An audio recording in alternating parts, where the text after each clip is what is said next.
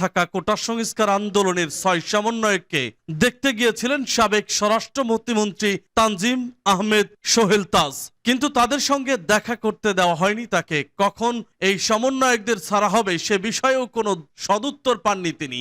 বাংলাদেশের প্রথম প্রধানমন্ত্রী তাজউদ্দিন আহমেদের ছেলে সোহেল তাজ আজ সোমবার বিকেল ৫টার দিকে মিন্টো রোডে ঢাকা মহানগর পুলিশের গোয়েন্দা বিভাগের কার্যালয়ে যান। প্রায় ১.৫ ঘন্টা সেখানে অবস্থান করেন তিনি। সন্ধ্যা ৭টার দিকে ডিবি কার্যালয় থেকে বেরিয়ে সাংবাদিকদের সোহেল তাজ বলেন, বিবেকের তাড়নায় কোটা সংস্কার আন্দোলনের সমন্বয়কদের খোঁজ নিতে এসেছিলেন তিনি।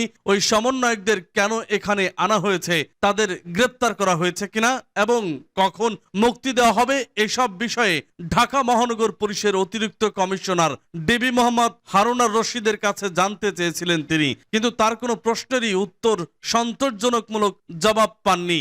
ডিবি প্রধানের কাছে ৩টি প্রশ্ন নিয়ে এসেছিলেন জানিয়ে সোহেল তাজ বলেন, আমার প্রথম প্রশ্ন ছিল এই সমন্বয়কারীদের গ্রেপ্তার করা হয়েছে নাকি নিরাপদ হেফাজতে নেওয়া হয়েছে।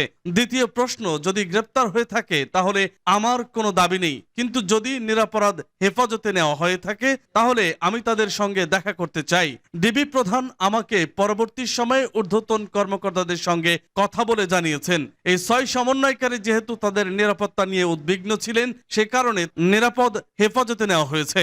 সোহেল তাজ আরো বলেন, এই কথা শুনে আমি প্রশ্ন করেছিলাম আপনারা কিভাবে বুঝলেন তারা তাদের নিরাপত্তা নিয়ে উদ্বিগ্ন? তারা কি আপনাদের জানিয়েছিল, অনুরোধ করেছিল আমাকে? তখন তিনি বলেছেন, না, ওনারা বুঝতে পেরেছেন মনিটরিং করে যেহেতু নিরাপদ হেফাজতে আছে আমি তাদের সঙ্গে দেখা করতে চাই। প্রত্যুত্তরে আমাকে জানানো হয় দেখা করতে চাইলে ঊর্ধ্বতন কর্তৃপক্ষের অনুমতি নিয়ে দেখা করতে হবে। সোহেল তাজ বলেন, আমার তৃতীয় প্রশ্ন ছিল সমন্বয়কদের কখন নিরাপদ হেফাজত থেকে মুক্তি দেওয়া হবে।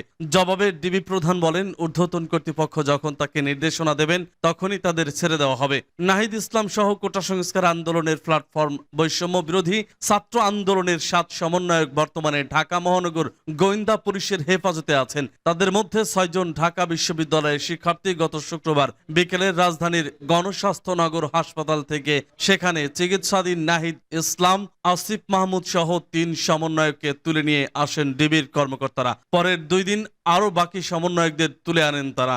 গতকাল রাতে নাহিদ সহ ৬ সমন্বয়ক এক ভিডিও বার্তায় তাদের কর্মসূচি প্রত্যাহারের ঘোষণা দেন। কাছাকাছি সময় ডিবি প্রধান হারুনার রশিদ এক ফেসবুক পোস্টে এই সমন্বয়কদের সঙ্গে এক টেবিলে বসে খাওয়ার ছবি দিয়েছেন।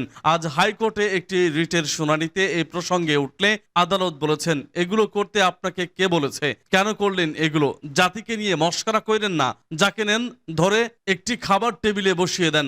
গোয়েন্দা পুলিশ প্রধানের ওই ছবি নিয়ে সামাজিক যোগাযোগ মাধ্যমেও অনেকে নানা মন্তব্য করেছেন। এছাড়া ডিবি হেফাজতে থাকা অবস্থায় ৬ সমন্বয়কের কর্মসূচি প্রত্যাহারের বার্তার সঙ্গে ভিন্ন মত জানিয়ে বিবৃতি দিয়েছেন এই আন্দোলনের একাধিক সমন্বয়ক। এই প্রেক্ষাপটে ডিবি কার্যালয়ে আসার কারণ ব্যাখ্যা করে সোহেল তাজ বলেন, কোটা সংস্কার আন্দোলন নিয়ে দেশে অশান্তি বিরাজ করছে। এখানে শত শত মানুষ নিহত হয়েছে। নিরীহ ৫ বছরের বাচ্চা থেকে শুরু করে ৮ থেকে ১০, ১৫, ১৬ বছরের ছাত্র, সাধারণ মানুষ সহ অনেক মানুষের প্রাণহানি হয়েছে।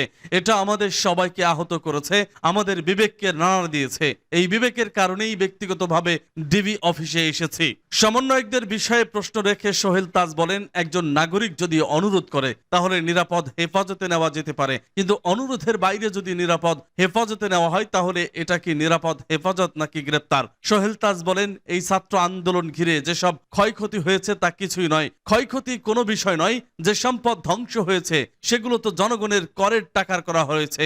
এগুলো জনগণের সম্পদ, এগুলো হয়তো ভবিষ্যতে আবারও গড়ে নেওয়া যাবে, কিন্তু একটি প্রাণ যেটা আমরা হারিয়েছি, একটি প্রাণও কি আমরা ফেরত পাবো? এই প্রাণ কি ফিরে আসবে? আমাদের মনে রাখতে হবে মুখ্য জিনিসটা কি। প্রাণের মূল্য কিন্তু কোটি টাকার বিনিময়েও মেলে না। আইন শৃঙ্খলা রক্ষাকারী বাহিনীর উদ্দেশ্যে সোহেল তাজ বলেন, আমাদের ছাত্রছাত্রী ভাই বোনের বুকে যাতে আর একটা গুলিও না যায় আপনারা বিরত থাকুন।